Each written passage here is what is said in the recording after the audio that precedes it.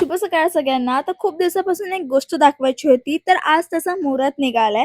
तर मी तुम्हाला दाखवणार होती. माझ्या मम्मी-पप्पांनी ना हे नवीन छोटंसं गार्डनसारखं बनवलंय बाल्कनीमध्ये आणि ना नवीनच प्लांट्स आणलेत. हे गोकर्णाचं झाड आहे, मोगरा आणि हा कोणता आहे मला काही एवढं माहीत नाहीये. हा असंच कोणतंतरी झाड आहे आणि वर ना छोटासा कॅक्टस पण आहे. तो माझ्या दादाने आणलाय. सो हे सगळं असं छोटंसं गार्डनसारखं बनवलंय माझ्या मम्मी-पप्पांनी.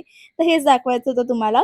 आणि त्यानंतर आज माझा उपवास होता म्हणून मी बनवत होती मस्त घीमध्ये रोस्ट केलेले मखाने आणि हो, मी हे संध्याकाळी बनवत होती बिकॉज सकाळपासून मी काही खाल्लंच नव्हतं. तर मखाने आणि गरम-गरम कॉफी प्यायली मी. त्यानंतर मी विचार केला, की मस्त वातावरण आहे आणि मला ना आजकाल ह्या जागेवर बसायला खूप आवडतं. कारण की बाहेर मस्त विंडो खोलून हवा सुटलेली छान आज. तर मग तेच विचार केला, की आज व्लॉग बघता-बघता कामं सुरू करूया. कामं म्हणजे काय तर माझा बिझनेस मी परत सुरू केलाय डॅझल बीट्स आणि रिसेंटली मी लिमिटेड एडिशन जे असणार आहे ते सगळं लॉन्च केलंय. सो ते तुम्हाला जर हवं असेल तर नक्की हा पेज व्हिजिट करा. तर बाहेर मस्त वारा सुटलेला तर विचार केला की चला पटकन रेडी होऊया कारण की संध्याकाळ झाली आहे. तर रेडी होऊन मी निघालेली बाहेर.